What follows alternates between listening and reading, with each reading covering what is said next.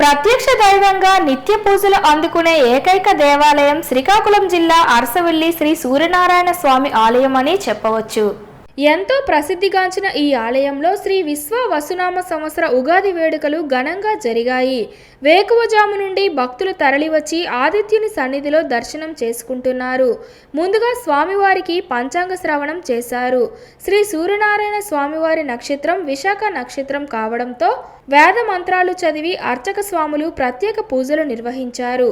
ఈ సందర్భంగా ఆలయ ప్రధాన అర్చకులు ఇప్పిలి శంకర్ శర్మ మీడియాతో మాట్లాడుతూ, ఈ ఏడాది మిశ్రమ ఫలితాలు ఉంటాయని, అగ్ని ప్రమాదాలు పెద్ద ఎత్తున జరుగుతాయని, ప్రకృతి విలయతాండవం ఆడుతుందని, దీనివల్ల అనేక అనర్థాలు జరగడానికి అవకాశం ఉందని, దీన్ని నివారించేందుకు యజ్ఞాలు యాగాలు చేయాలన్నారు. పండుగలు మన సంస్కృతి సాంప్రదాయాలకు ప్రతీకగా నిలుస్తాయని అన్నారు. ఉగాది సందర్భంగా శ్రీ సూర్యనారాయణ స్వామివారి ఆలయ ఆవరణలో పలువురు పండితులకు సత్కరించారు.